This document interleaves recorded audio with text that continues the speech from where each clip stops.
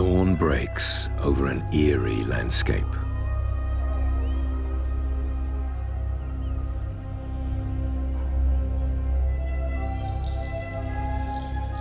Drenched in early morning dew, the silhouettes of twisted trees keep silent watch.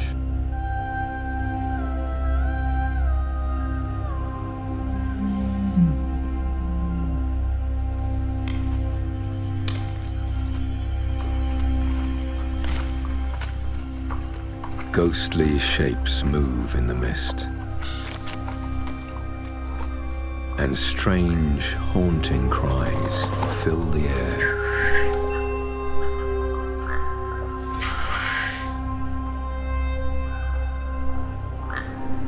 These are the moors, a wilderness unlike any other.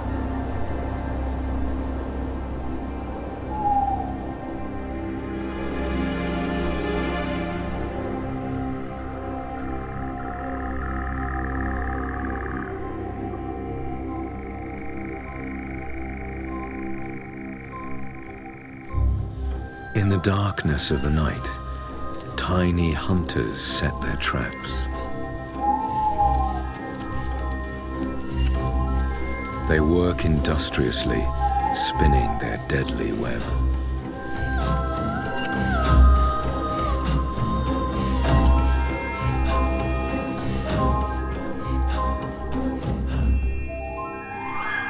By dawn, the lethal contraption is complete. Others have fallen victim to the moor long ago. One careless footstep can lead to a grisly end.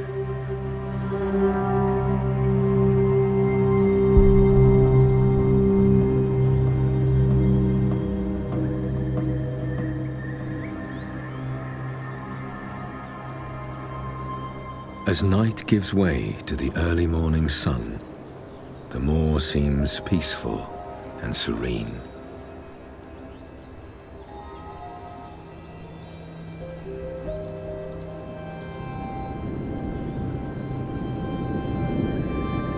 But deep beneath the carpet of grass and moss, dark secrets lie hidden from our eyes.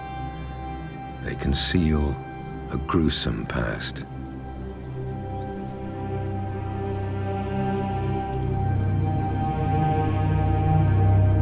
Buried here for thousands of years, the mummified bodies of bog people. This one hanged in a ritual sacrifice to the gods.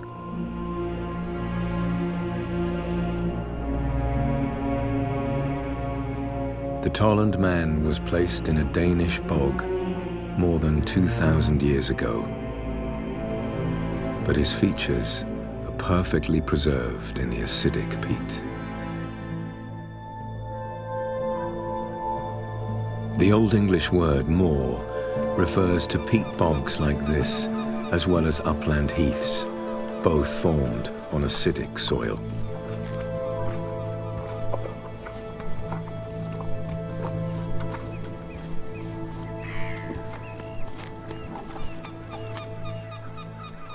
Dead vegetation is unable to break down in these conditions, so it builds and forms thick layers of peat, which grow by a centimetre each decade, a metre in 1,000 years.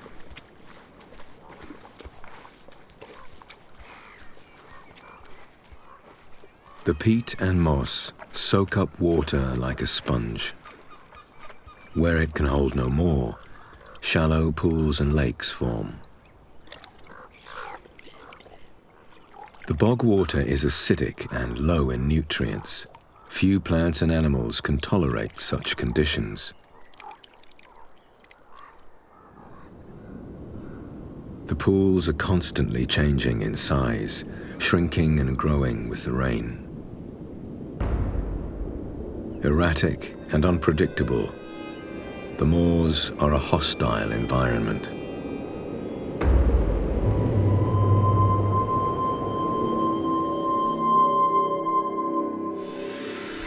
As the sun sinks below the horizon, They come alive with the sounds of the living dead.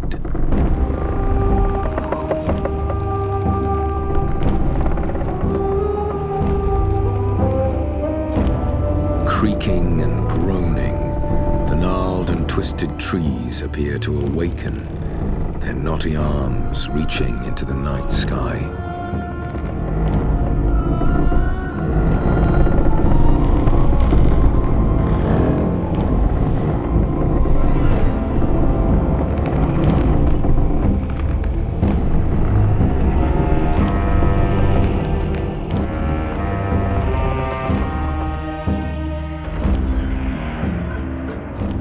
Cold, damp air trapped in the old wood stretches and pulls the fibers in different directions, seemingly bringing the dead trees back to life. It's natural events such as this which give the moors their ghostly reputation.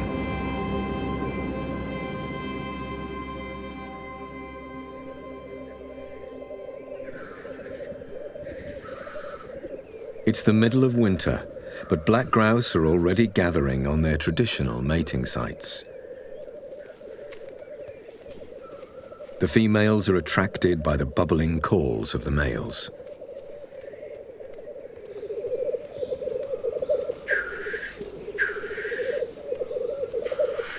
The cocks in their striking black plumage are charged up and ready to challenge rivals. They vie for the best spots on the arena, each hoping to win over the females.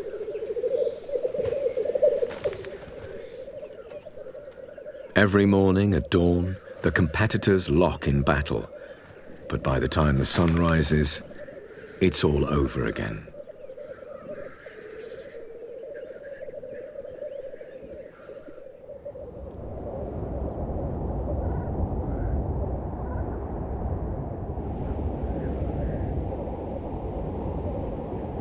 With the coming of spring, the sun's rays melt away the last of the frost and warm up the icy ground again.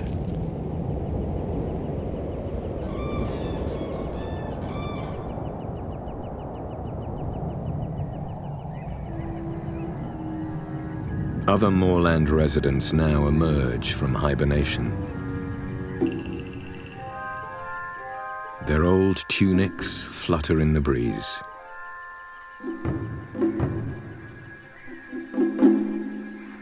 Male adders have shed their winter skins and look glossy and vibrant in their new colors. They're ready to mate and, like the grouse, have come to traditional sites on the moor.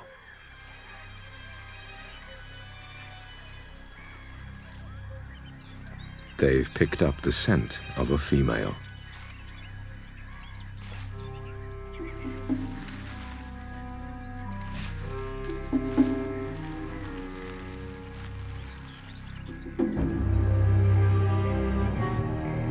There's a frenzy of activity as males from all around hone in on the smell.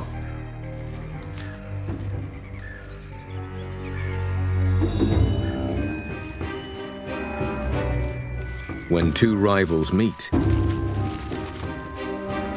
they pit their strength against each other.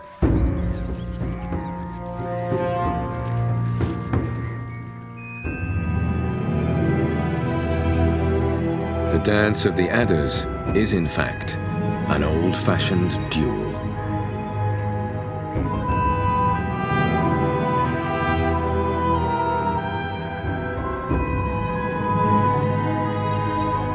The aim is to wrestle the opponent to the ground.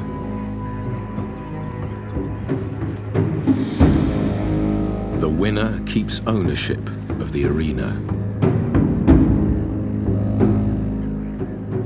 and the loser gives way.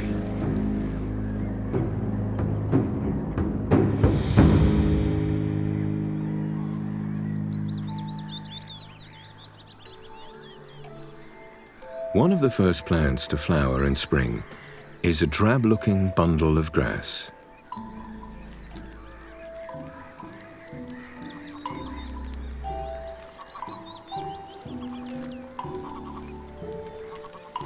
Pointed quills push up the silver heads of the bog cotton or cotton grass.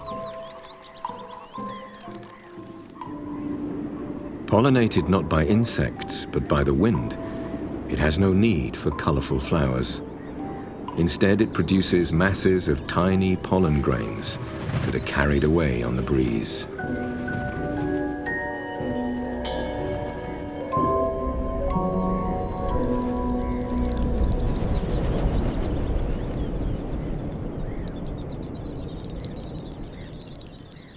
As dusk falls, more secretive moorland residents converge on the grassy arena.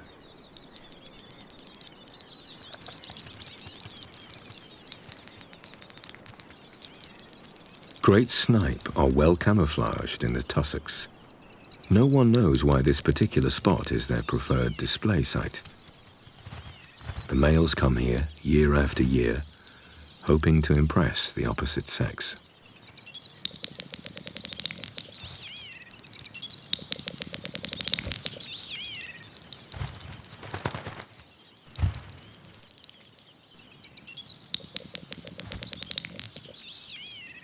Center stage is the preferred position, but a little extra height can help catch a female's eye. He's detected a better spot.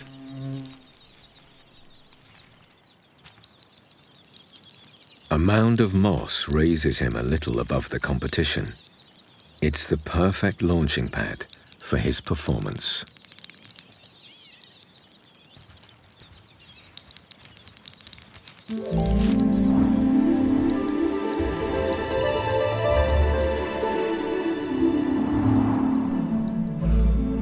Leaping into the air, the males are all out to impress.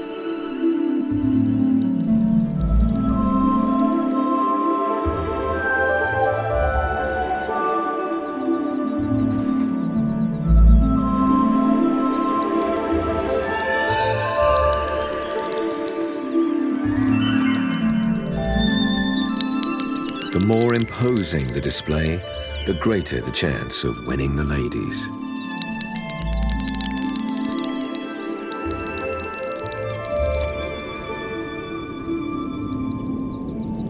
Towards the end of May, the nights are short, and the dancers continue into the early hours of the morning.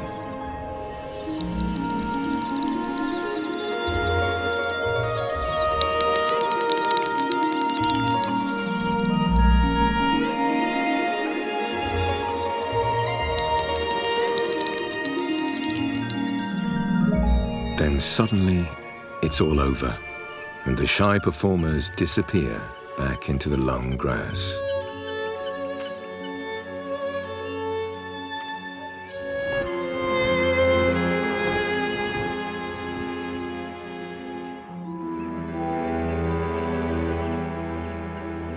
With moorland habitats on the decline, great snipe have disappeared from much of Europe and are confined largely to northern Scandinavia and Russia.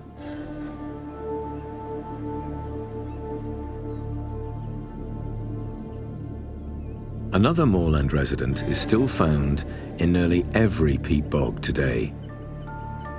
All it needs is plenty of rain and permanently wet, sodden ground.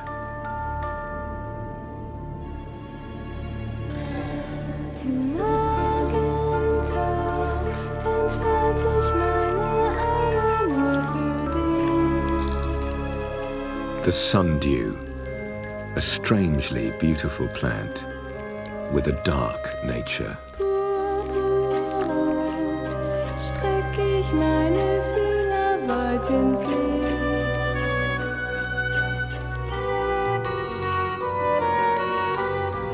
It unfurls its leaves to reveal tentacles tipped in glistening droplets of sticky dew. But the sweet-smelling drops are a trap. They attract insects into the sundew's deadly arms.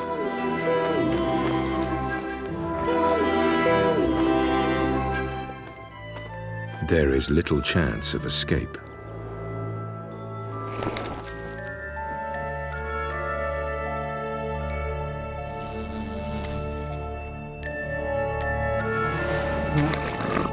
The whole leaf wraps around the prey and slowly digests it.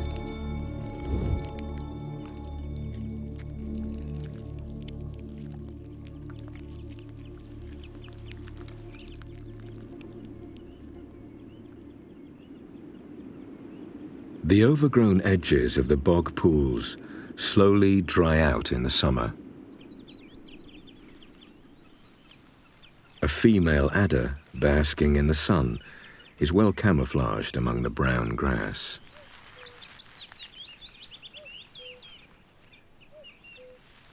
But a dark-colored male has detected her scent.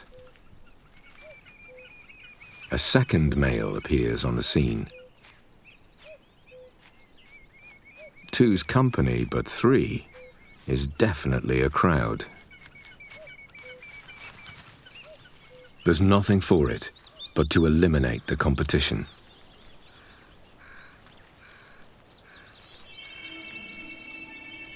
And to do so requires the traditional wrestling contest.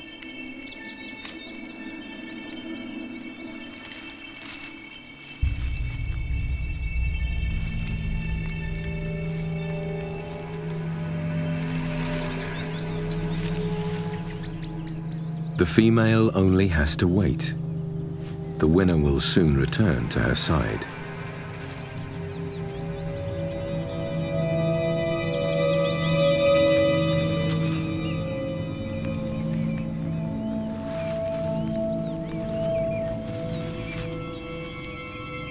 At last, he claims his prize.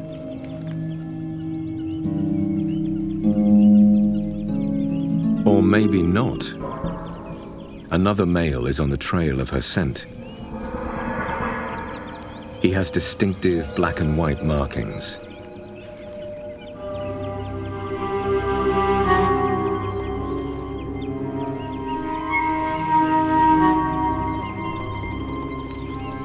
Now the female is being courted by two suitors. But she will not mate until one has evicted the other.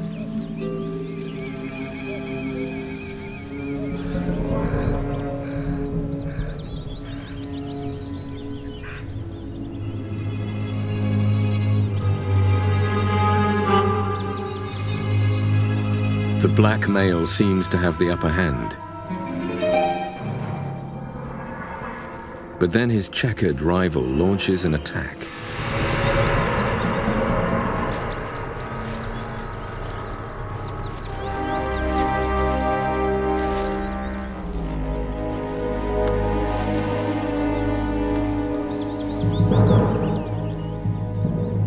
He has lost his prize at the last moment and retreats in defeat.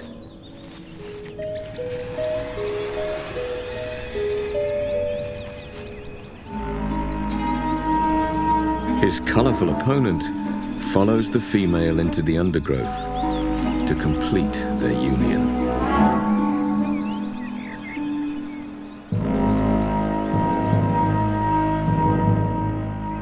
In late summer, she will give birth to their live young somewhere in the moor.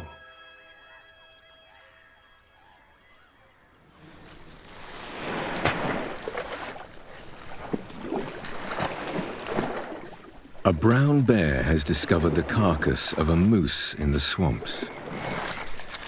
Bears are not commonly seen out on the moors, but the smell of a sizable meal has tempted the large animal onto the treacherous terrain.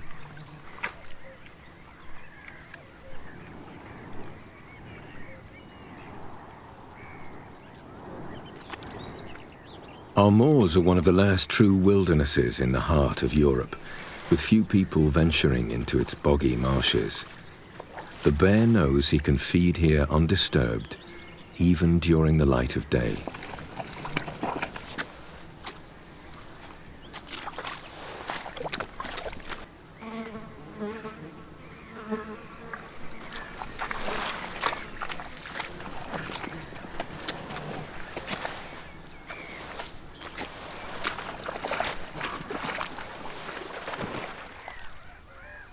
The fluffy heads of the cotton grass have transformed the landscape into a glorious carpet of white. Hiding within are tiny dwarf birches, no more than a few feet in height. Their tender leaves attract another sizable visitor.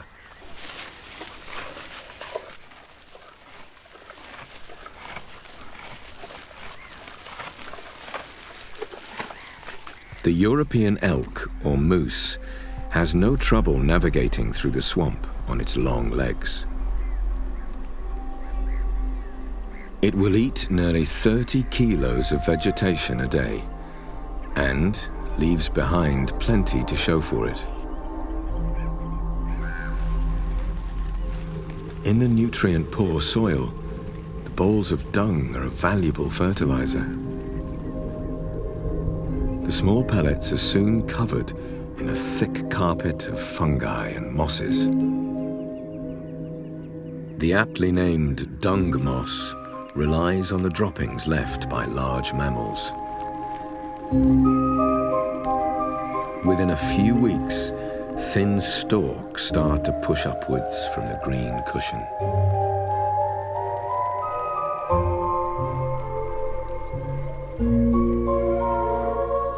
Near the top, capsules filled with millions of tiny spores are formed.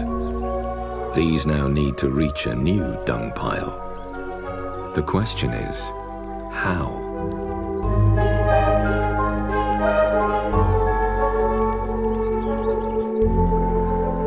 The capsules start to emit the smell of ripe fruit to attract attention. It's worked. When the bear has digested his meal of dung moss, the spores will be deposited, along with a fresh pile of manure. Mission accomplished. The yellow moose dung moss produces one of the largest and showiest capsules in the form of a dainty parasol. It needs to attract the attention of a much smaller helper. It emits a fragrance that's irresistible to flies, the smell of fresh manure. The flies hone in on the alluring scent, but are offered little reward. Instead, they are tricked into carrying a package of spores to a real pile of dung, somewhere out in the moors.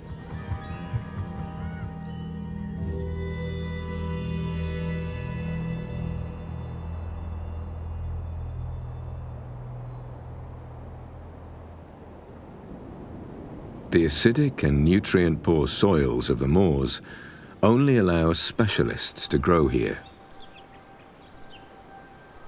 The bog bilberry, a hardy relative of the blueberry, and on its leaves, the tiny red eggs of another moorland specialist.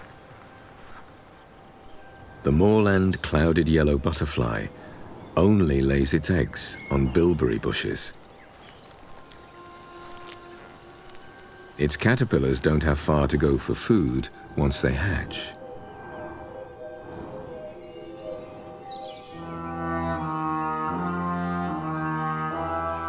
The hungry larvae grow quickly on a diet of bilberry leaves.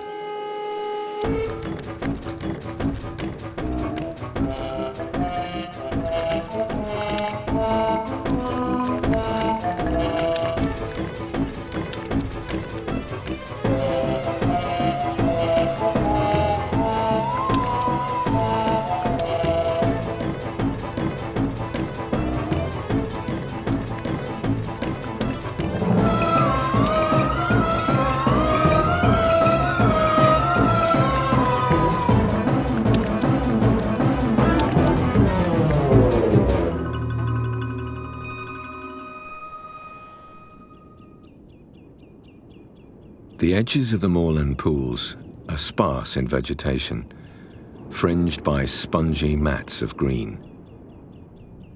The acidic, sterile waters support little life. On floating rafts of moss and grass, some nevertheless manage to eke out a living. The sundew gets all the nourishment it needs from insects trapped in its sticky claws. But even a meat-eating plant has its enemies. This caterpillar is a peat bog specialist and has turned the tables. It carefully navigates the sundew's tentacles, biting through the stalks and munching on the succulent leaves.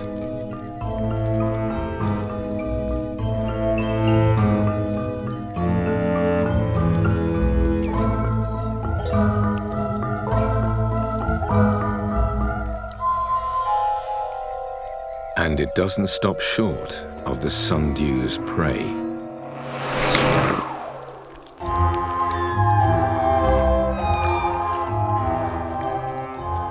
This caterpillar is also a meat eater and will consume both plant and insect in one meal.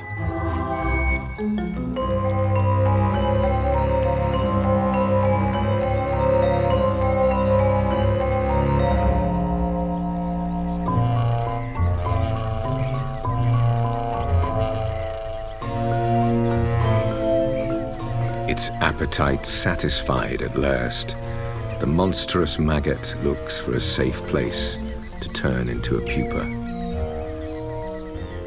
And it chooses none other than the flowering stalk of the sundew.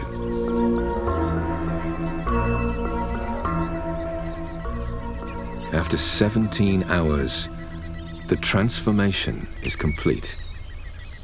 It will eventually emerge as a delicate plume moth.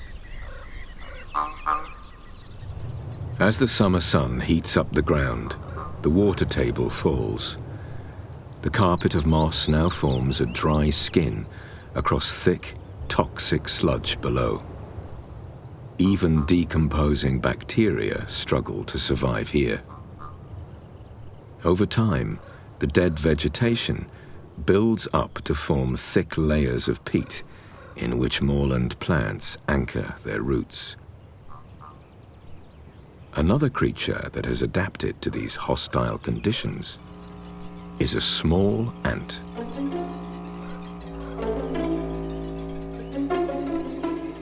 The black bog ant, like so many moorland creatures, is a survivor from the Ice Age.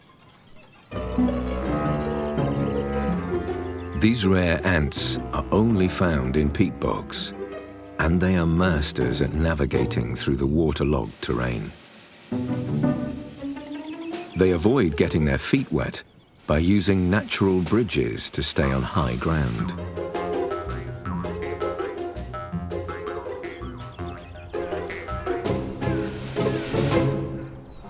But there is one way that bog ants differ from other ants. They depend on the sundew for survival.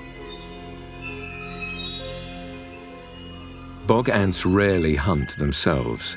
Instead, they resort to stealing the sundew's victims, robbing them of 2/3 of their prey.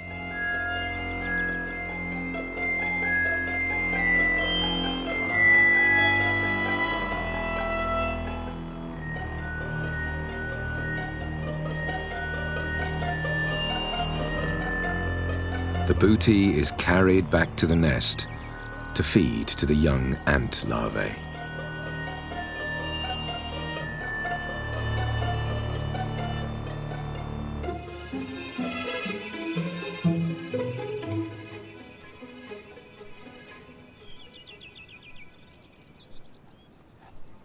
On the stalks of the sundew flower, one of nature's miracles is underway.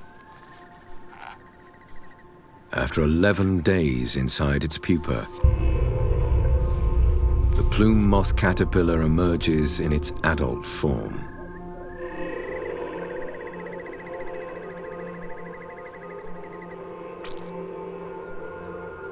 The curious-looking moth heads off into the moors to find a mate and to lay eggs of its own on another sundew plant.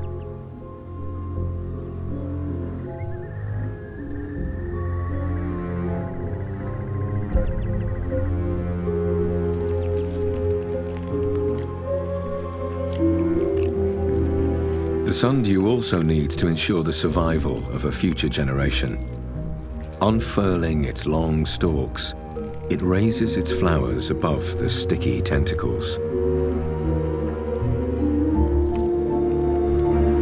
With few insect pollinators living in peat bogs, the sundew has opted for another strategy. It produces small flowers that fertilize themselves.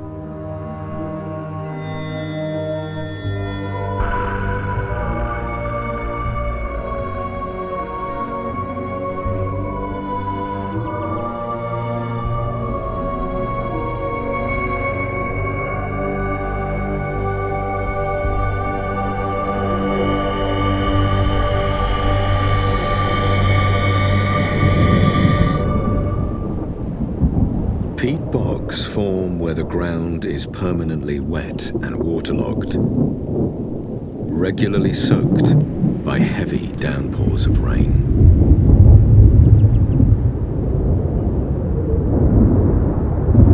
For the animals that live here, the sound of the approaching storm is a familiar one.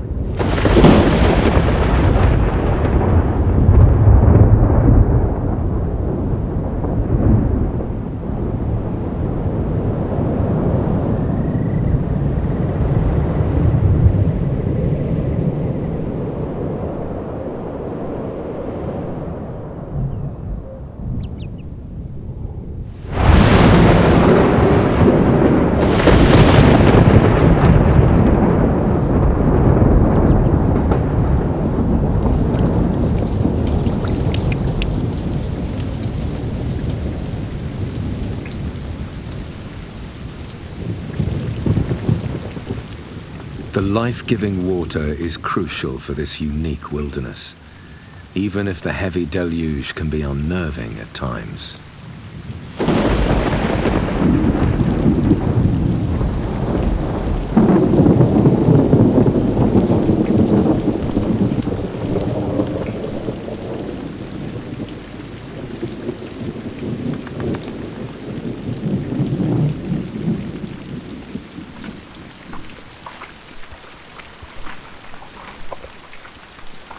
It's hard to imagine that the sodden ground could absorb any more. Moorland animals can be walking on terrain that appears solid, but is in fact 95% water.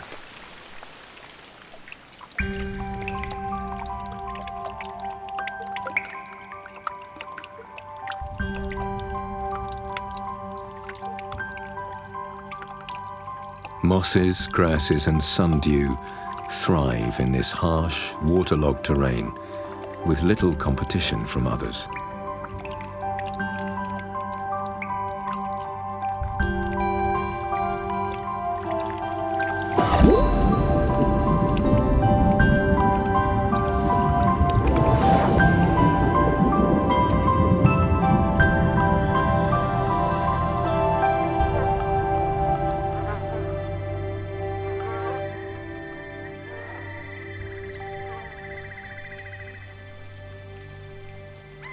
The barren nature of the moorlands is down to the hostile conditions here, where only the most specialized are able to survive, both big and small.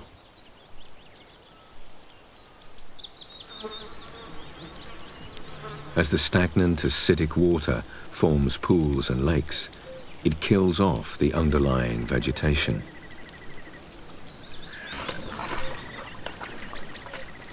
It's a constant battle between water and land, the one encroaching upon the other.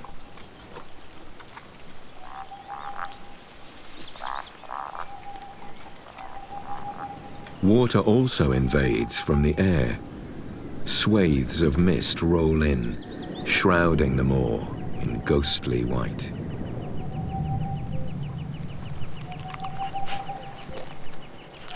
The poor visibility poses no problems for the bear. His good nose has directed him to a wolf kill.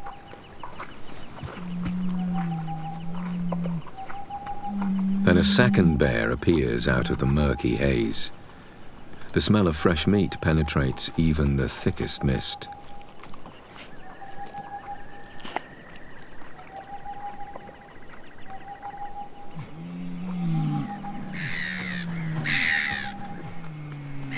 but it's only a youngster and is unwilling to challenge the owner.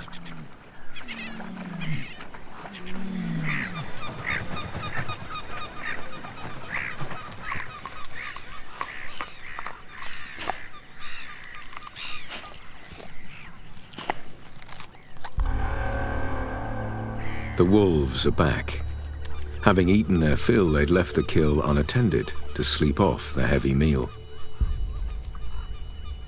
Now the alpha female is back.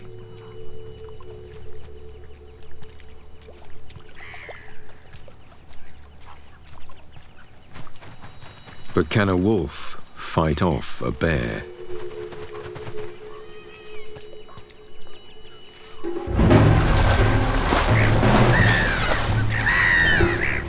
It seems not. On her own, she has little chance. But the bear has had enough and decides to move on.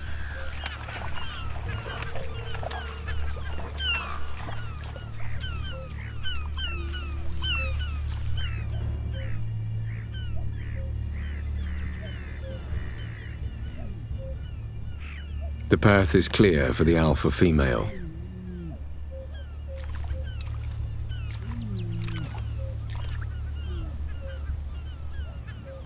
But she seems unsure and hesitant.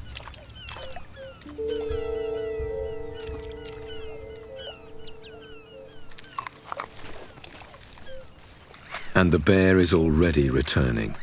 He'd gone less than 200 meters before the tantalizing smell of the meat persuaded him to turn back.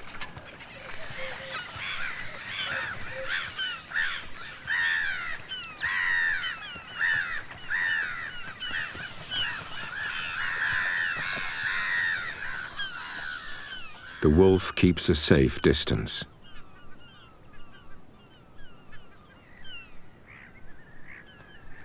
Unlike wolves, bears are not good hunters. Who knows when he'll get a large meal like this again?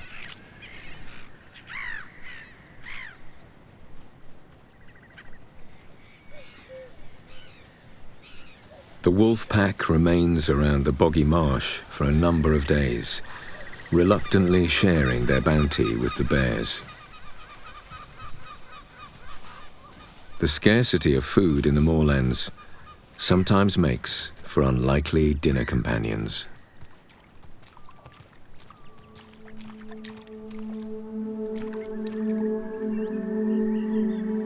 The beauty and tranquility of the moors belies the reality of a harsh and austere wilderness.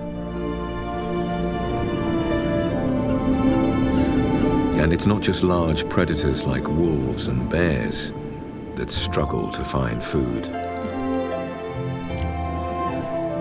Rising out of the dark pools is one of the largest and most striking of sundews. The long paddle-shaped leaves of the great sundew are covered in sticky droplets like those of its smaller relatives. With its roots weakly anchored in water, it gets little nutrition from below. To survive, it needs to catch insect food.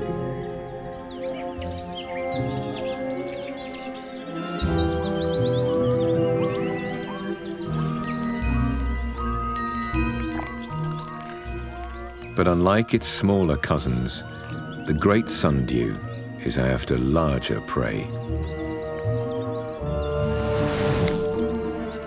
The leaves bend inwards to join forces in overpowering their victim. And the sticky tentacles secrete digestive juices that suck the nutrients out of the prey.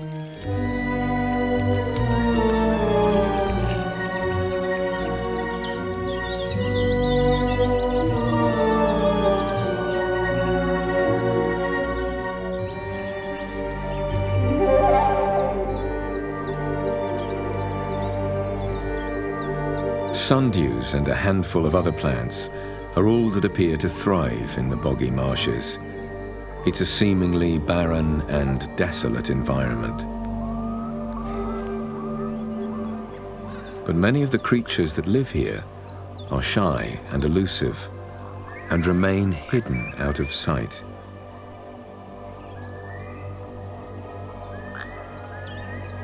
Some live in places we don't dare to look. Below the surface of the murky brown water.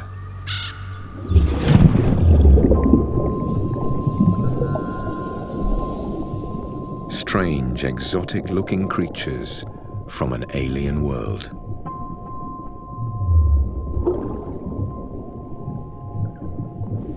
Red eyes at the end of a telescopic body, and tiny wheels that spin in the gloom.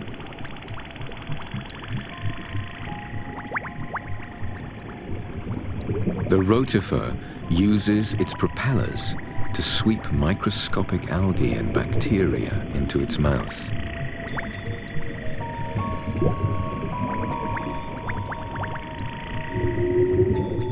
There may be millions of rotifers in one small pool of water, and they come in over 2,000 different shapes and designs.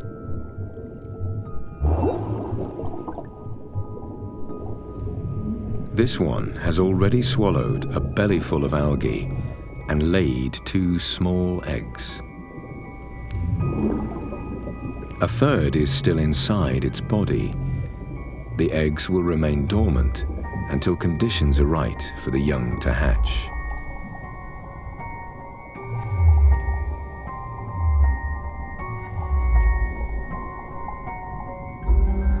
This curious creature is a water bear, or moss piglet. It may appear small and podgy, but can withstand conditions more extreme than any other animal on Earth. Small algae propel through the water with whip-like appendages. Others uncannily replicate themselves by dividing in half.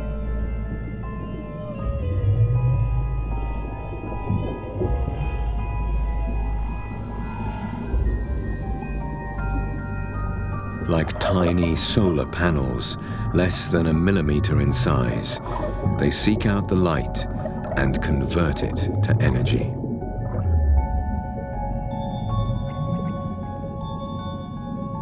It's a magical world of creatures both beautiful and bizarre, yet so small that they remain hidden from our eyes.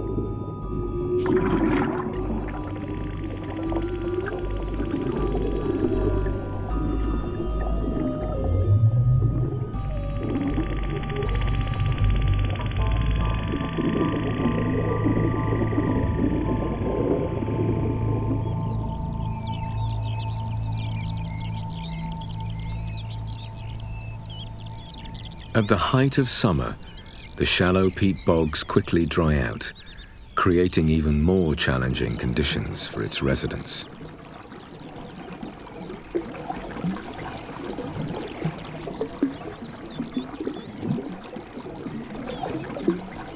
All that remains of the microscopic world are the eggs and spores, which will lie dormant until the water returns.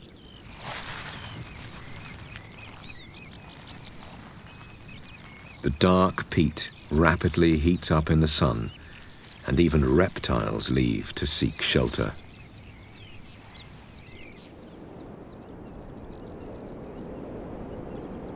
Only the deepest of moorland pools hold water all year round, but much moisture is stored in the ground and the carpets of moss.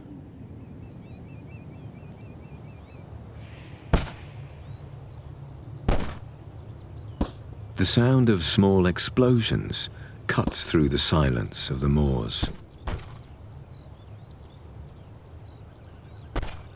The moss is littered with tiny black peppercorns. They are, in fact, spore capsules that help the moss to reproduce.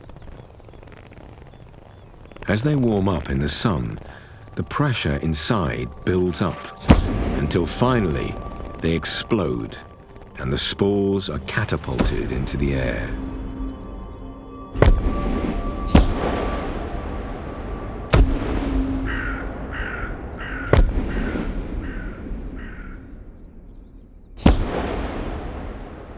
Carried off by the wind, the tiny seeds will germinate elsewhere in the moor.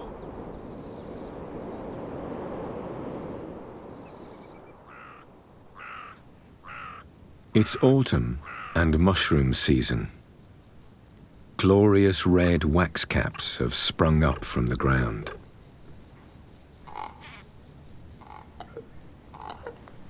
The leaves of blueberry and bilberry bushes have also turned shades of orange and red. They're preparing for winter and will drop their leaves with the first night frost.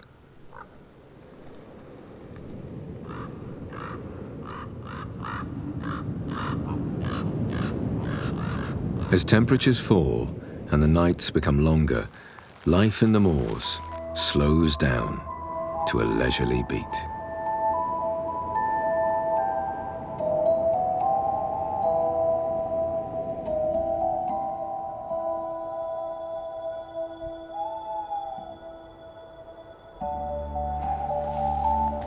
In the swampy forests at the edge of the marsh, large silhouettes move silently through the trees. Young bull moose are gearing up for the mating season.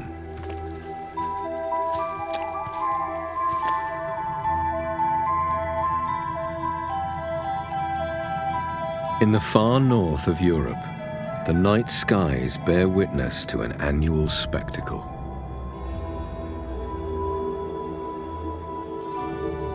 Tinted streaks of light flit across the sky and quickly turn into a breathtaking display of supernatural colors. The Aurora Borealis. Unearthly though they may seem, they're not the will-o'-the-wisp, the mysterious light said to lead travelers into treacherous marshes. But they give the moors an eerie and mysterious air.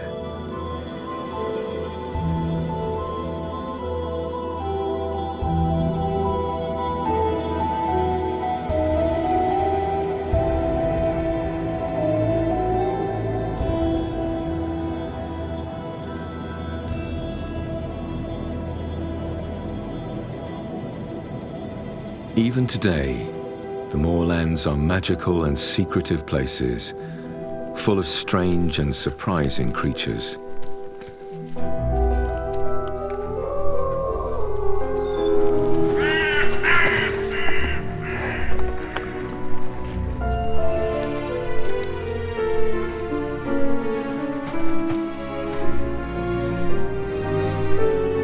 But it's a landscape that is rapidly changing.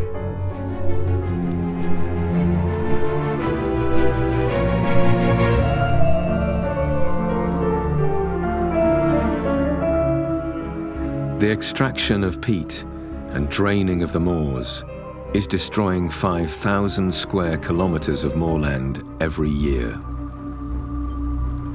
Over half of Europe's moors have already been lost, an area almost the size of Germany.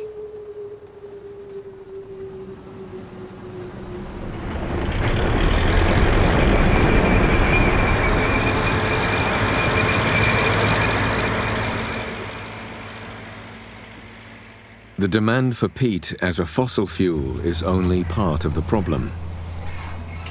The draining of the marshes for agriculture is a bigger one.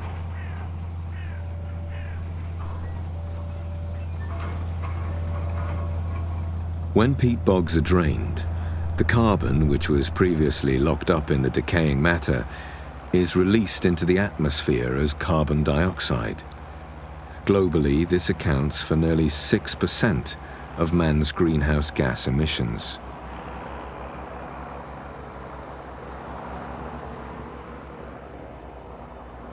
All over the world, large areas of moorland are being lost every day. Peat bogs are disappearing 10 times faster than the rate at which they form.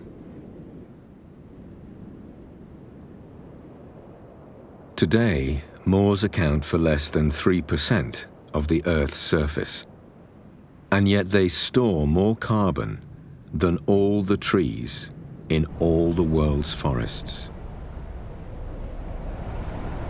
Their destruction not only affects many species, but also fuels climate change.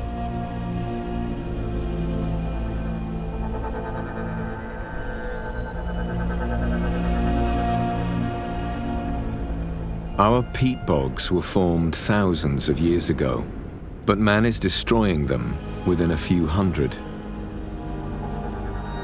Nowhere has the damage been greater than in Europe. Peat has long been exploited by man, as early as the Roman times. Traditionally, it was cut by hand, a slow and small-scale operation that allowed some of the moorland vegetation to grow back.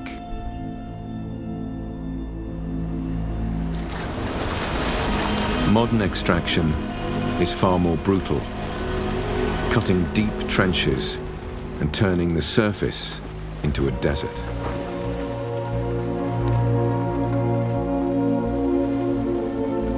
But there is hope. We now know that by filling in drainage ditches and digging out pools, we can restore damaged peat bogs within a matter of years.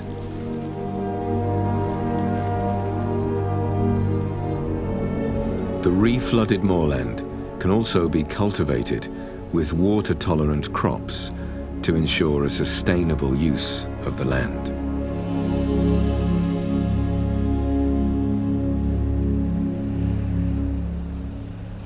When drained peat bogs are flooded again, they quickly return to life. But it will take centuries for them to be restored to the true wildernesses they once were.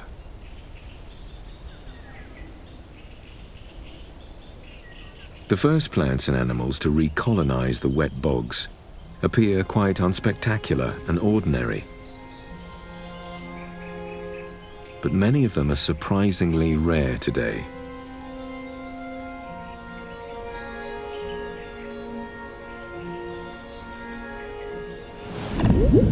Crucian carp have evolved to survive in the murky, stagnant water. It's also the perfect breeding ground for mosquitoes, and their larvae make a welcome meal.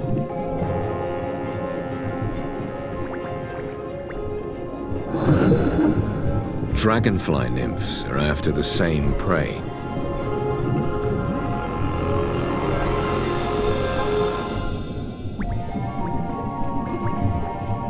The mosquito larvae hang suspended near the surface, filtering tiny food particles from the water.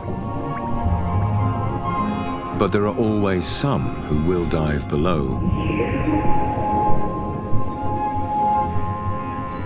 They make easy pickings for hunters.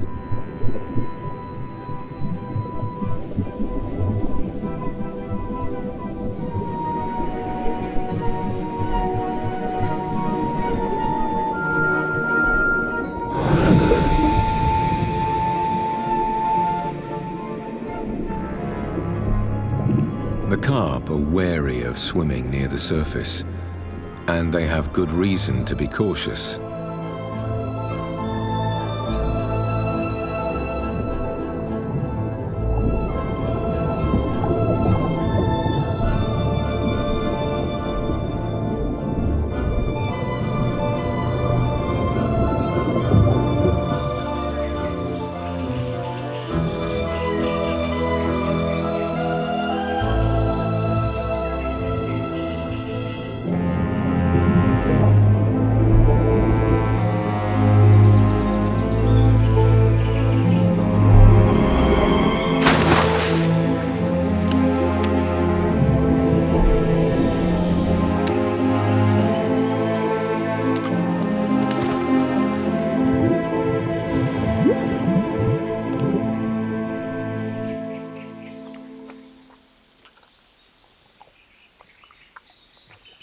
Since re-flooded peat bogs are richer in nutrients than before, they support a greater variety of plants and animals than a pristine moorland.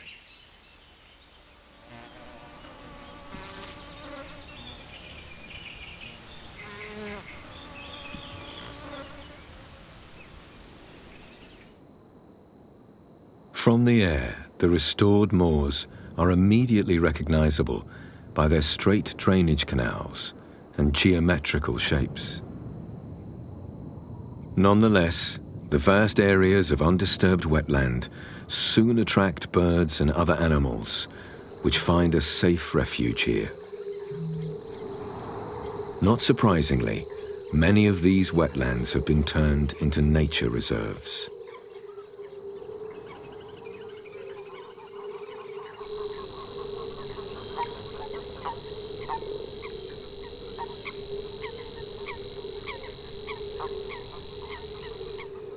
It may take centuries for the re-wetted land to turn back into peat bog, but for the moment, it provides a home for many animals and a safe place to breed and refuel.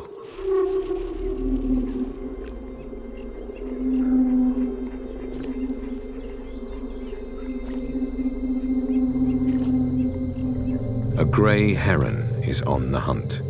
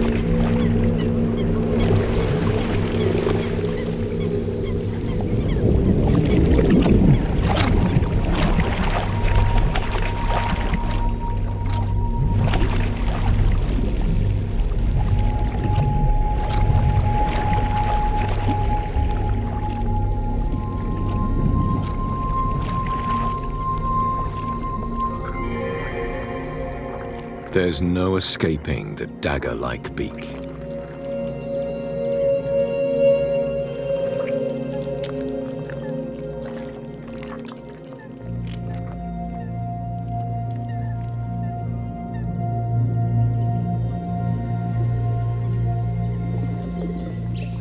Reeds are one of the first and most important plants to recolonize flooded land. They thrive in shallow water, forming thick, impenetrable forests that soon turn the wetland into a boggy marsh. In fact, peat bogs were formed much like this after the last ice age. Glacial erosion left hollows and basins in the landscape that gradually filled with water. The reeds and marsh plants that colonized the edges crept ever inwards, filling the lake with dead vegetation and turning it into a swampy bog.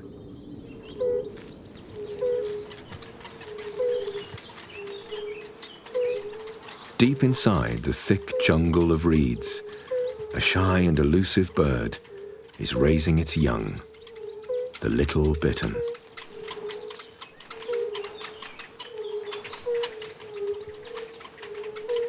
The male has brought back small fish for breakfast.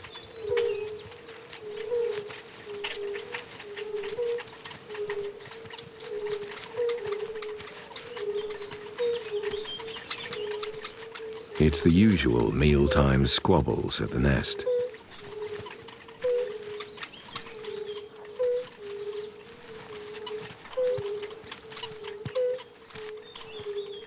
There is no shortage of noisy neighbors in the reeds.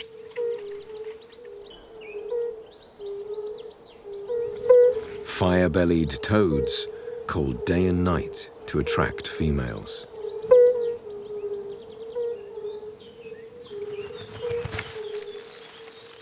A rustling close to the nest puts the male on his guard. But it's only the female returning with a crop full of food.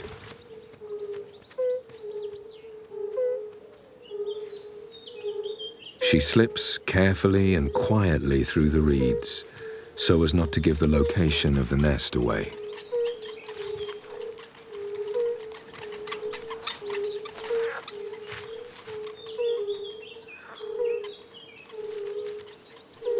Little bitterns are one of the smallest of their kind and one of the rarest in Europe.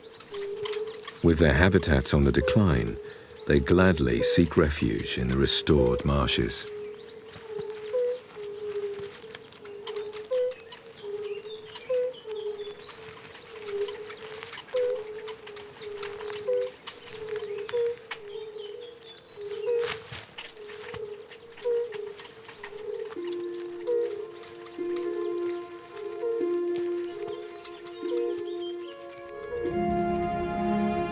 Ancient peat bogs like this one, on the other hand, took over 8,000 years to form.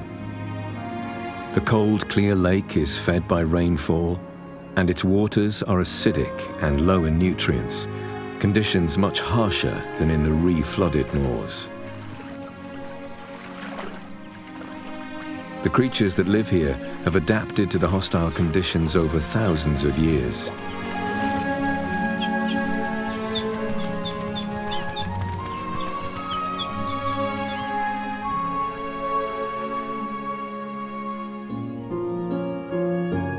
The bog bilberry is one such specialist, and its green leaves, low in nitrogen, are particularly appealing to the caterpillar of the moorland clouded yellow butterfly.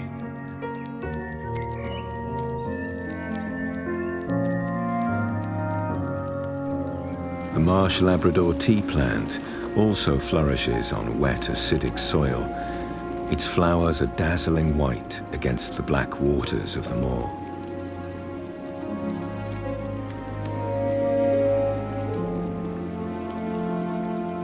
Dragonflies are drawn to water of any kind, living most of their lives below the surface as nymphs.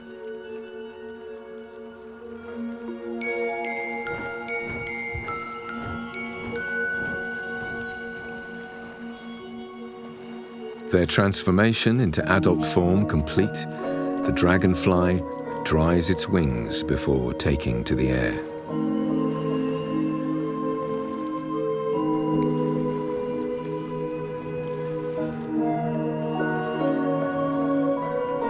Most dragonflies will tolerate acidic water, but the white-faced darter positively seeks it out.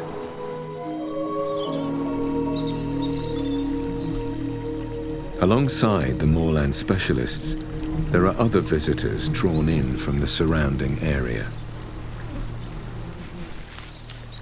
A roe deer is attracted by the fresh leaves on the bilberry bushes.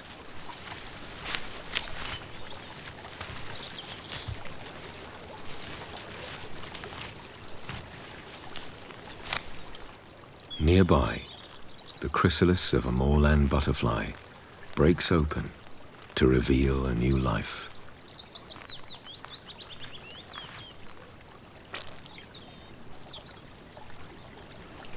The adult clouded yellow emerged from its case within minutes, but it will take another hour for the body to fully dry in the air.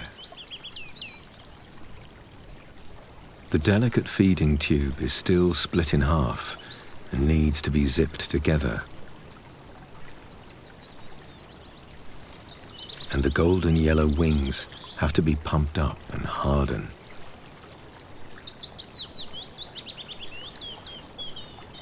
It's one of nature's most extraordinary transformations.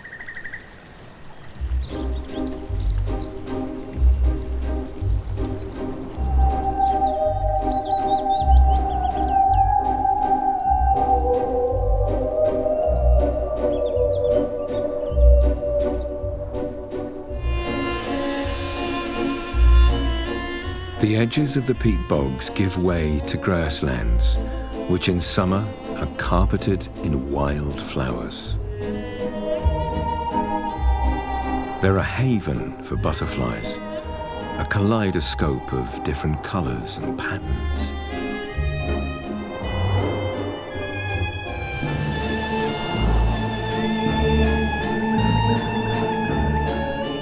This rare Alcon blue is vying for the attention of a female.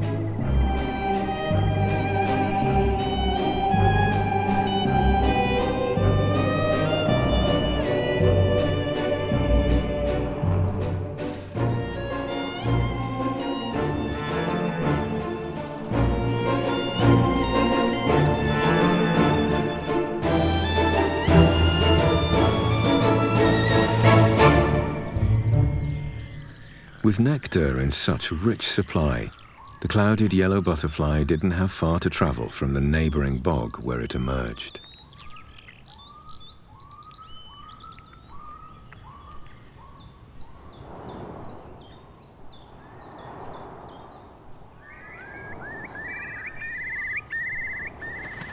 The wet grasslands are also breeding grounds for an iconic moorland bird, the curlew.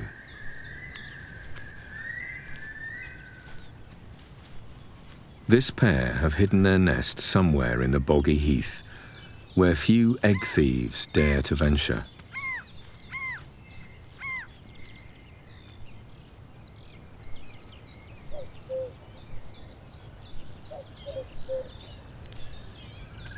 Tucked away in the tussocky grass are 3 speckled eggs.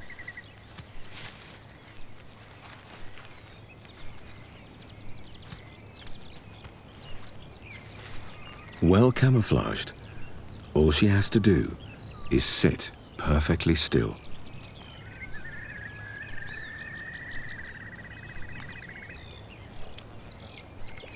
The grazing moose are not after bird eggs, but they may accidentally destroy a nest with their hooves.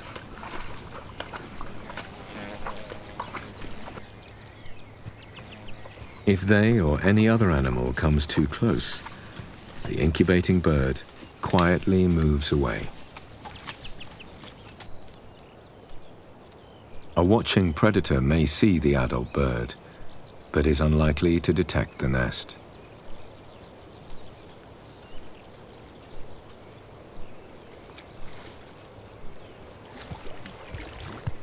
The moose have little interest in the curlew. They remain near the edges of the marsh, feeding on the leafy shrubs and trees.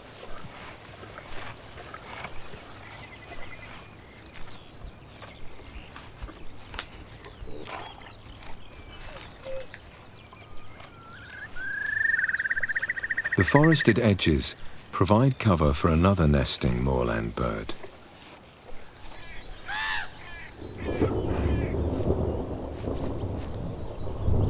Black grouse lay their pale eggs in a shallow scrape lined with grass. The female alone broods the eggs. The male's black plumage would attract far too much attention. She will be in attendance for the next 3 to 4 weeks until her chicks hatch.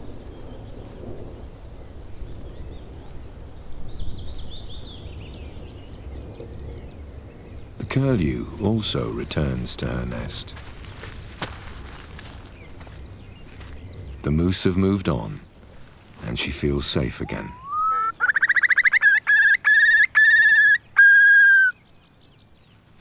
Both curlew and black grouse have become rare across Europe because their natural habitats are fast disappearing. Ancient woodlands, wet grasslands, meandering streams and boggy marshes, a mosaic of habitats that was once found across much of the continent.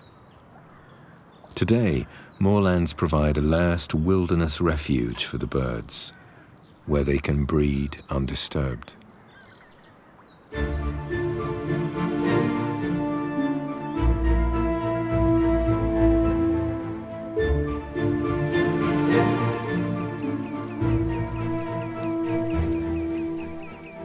Moorlands are not only crucial for the survival of rare birds. The large marsh grasshopper is one of the biggest of its kind. Once common in bogs and flooded meadows, today it's all but disappeared, occurring in just a handful of places.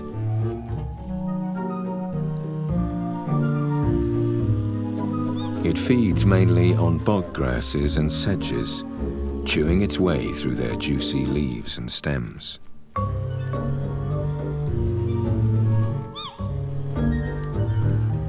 But it also has an appetite for the carnivorous sundew. The grasshopper is too big a prey for the small plant anyway. The clicking sound made by the male is aimed at the females.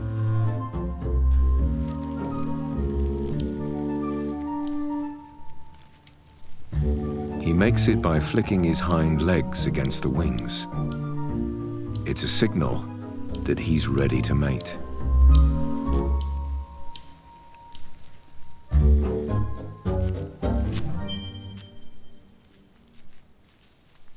The arrival of a female causes great excitement among the males.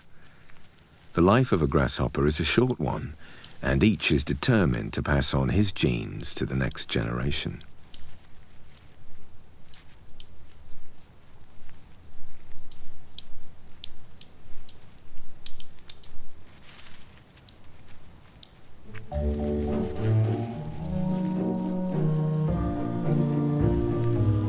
But there can be only one winner. After mating, the female will lay her eggs in the wet ground.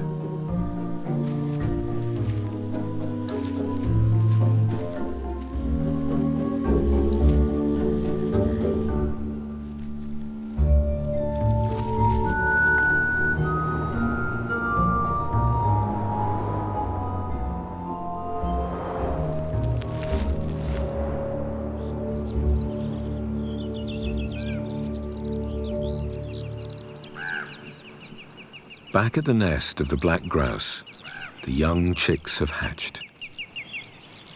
Within 2 weeks, they'll be able to fly.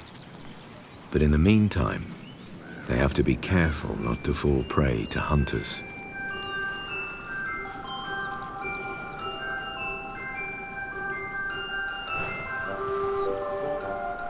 A family of bears is heading into the open grassland. The young cubs are curious and inquisitive, eagerly exploring their new surroundings.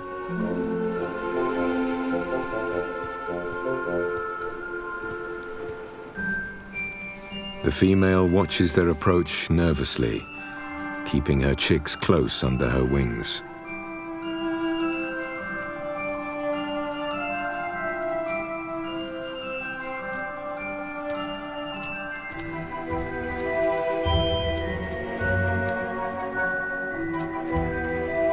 Last-minute refueling for the journey ahead.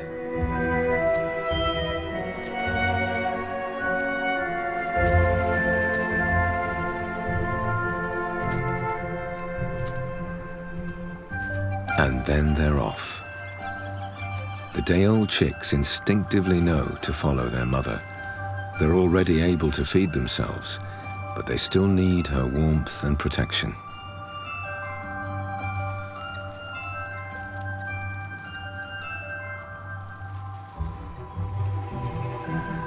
Finding the way through the tangle of grasses is not easy when you're that small, but they all get there in the end.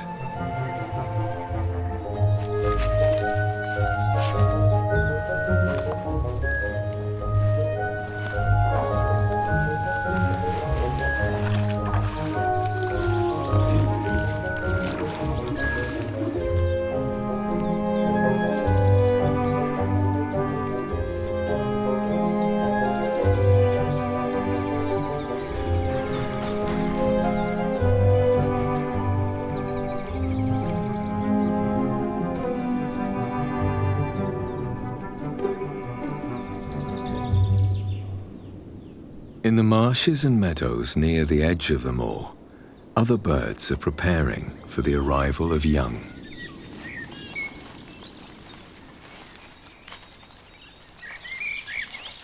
A crane chick has just hatched from its egg, still wet and exhausted from the effort. The parent birds have a demanding few weeks ahead of them. Barely a day old, and the young chick is already up on its legs. But the mother pushes it back into the middle of the nest. They have to wait for its sibling to hatch.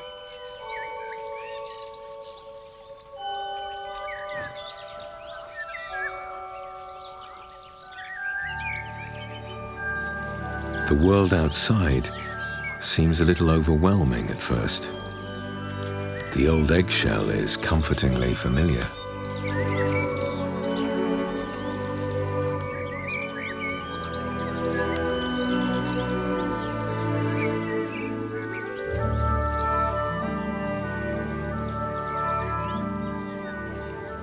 And then it's time for the first meal. A freshly caught dragonfly larva.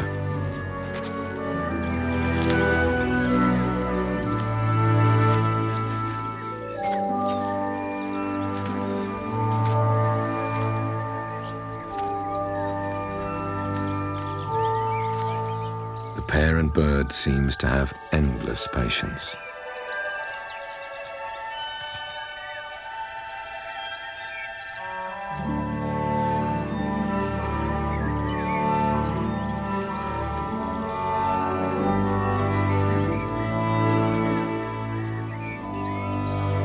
At last.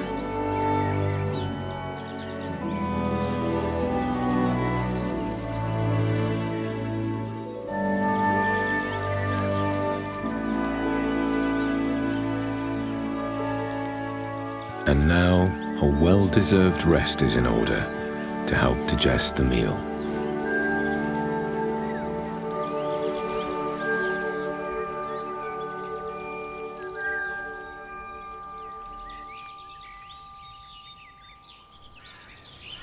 Nearby, the marshes have erupted in a display of colour. The bright yellow flowers of the bog asphodel rise above the moor. But this beautiful and rare plant has long had a bad reputation. Believed to cause brittle bones in sheep, it was given the Latin name bone breaker. In fact, the true culprit was the calcium-deficient vegetation of the moors.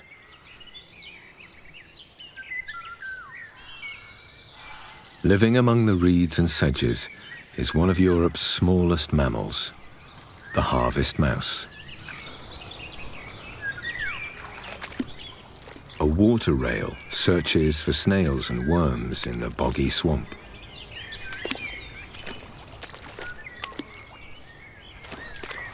Her chick has been hiding in the thick vegetation, waiting for her to return.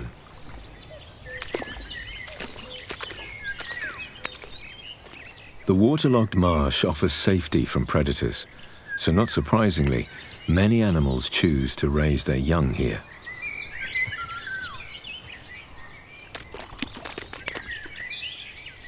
The harvest mouse has built a nest of grass well above the waterline, where her young are warm and dry.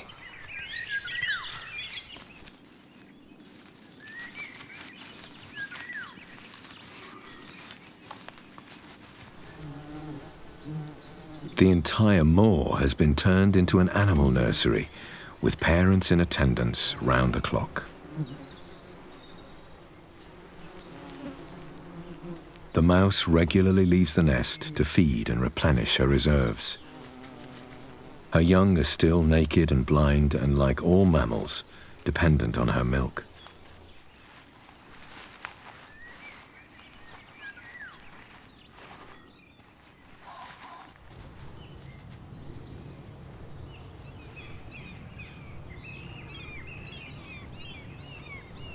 The long, warm summer days provide plenty of food, and the young animal families grow quickly. The bleak and desolate winters now seem but a distant memory. But there's a change in the air. The brown bears need to put on fat reserves for the winter, and they know the best place to search for food. In the deep, dark waters of the moor.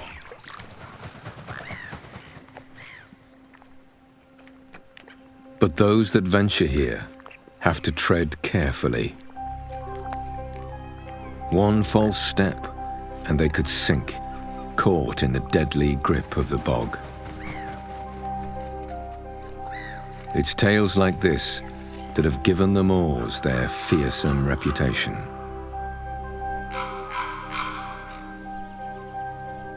A poem from the 19th century captures the mood. "'Tis an eerie thing o'er the moor to fare, when the eddies of peat smoke justle, when the wraiths of mist whirl here and there, and the wind-blown tendrils tussle. When every step starts a hidden spring, and the trodden moss tufts hiss and sing. 'Tis an eerie thing o'er the moor to fare, when the tangled reed beds rustle.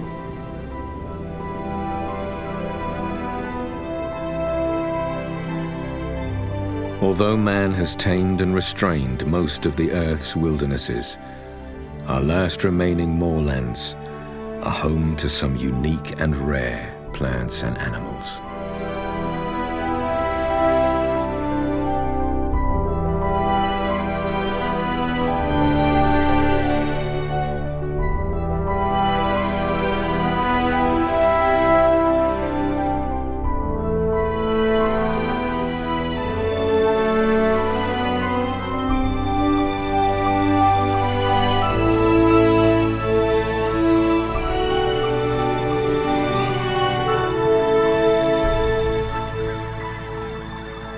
It's autumn, and the cranes are gathering for their annual migration south, a journey of over 1,000 miles. Below them, the relics of a landscape dating back to the Ice Ages. Moorlands that have remained virtually unchanged for thousands of years.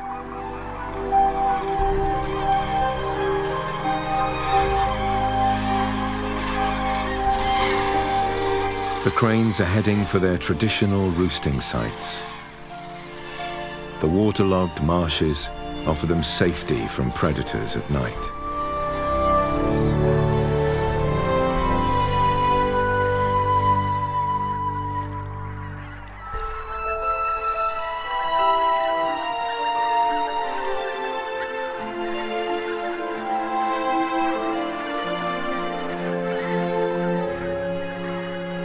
The nights have turned frosty and claimed their first casualties.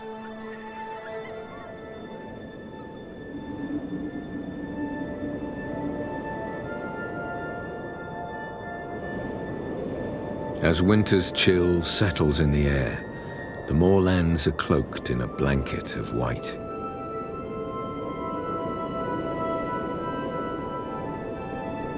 Life has come to a standstill. And yet, surprisingly, one creature is defying the rules of winter. Black grouse have already assembled on the mating grounds and practice their displays every morning. Even a female occasionally drops by.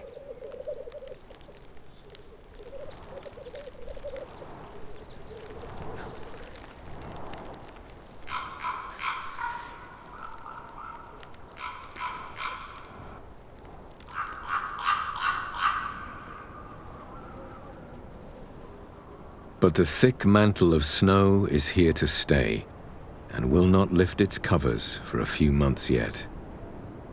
The moors have slowed down to the heartbeat of winter.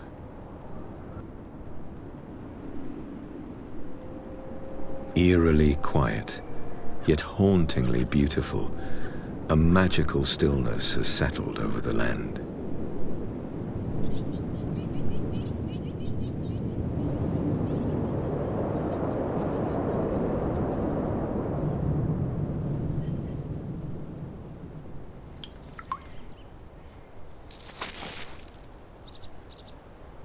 As the winter sun slowly regains its strength, the moor awakens to another year.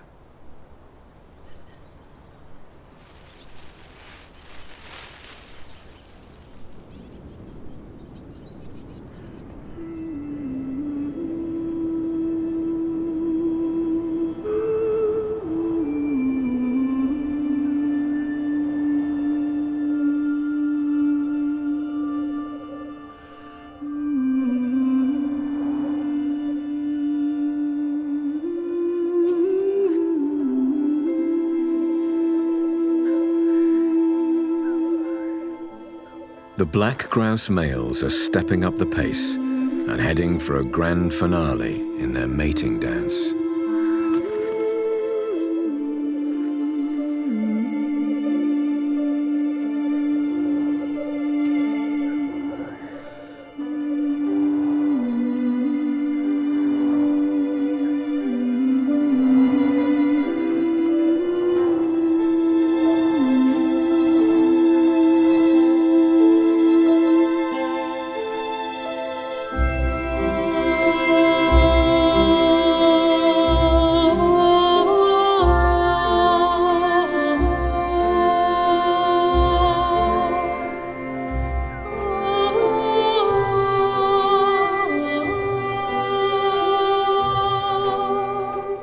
This snow-covered arena has witnessed generations of males perform their eye-catching displays.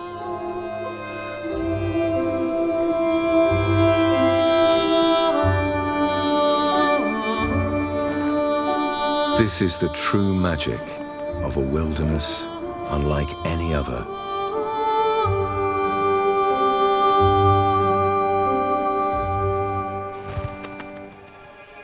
Deeply romantic.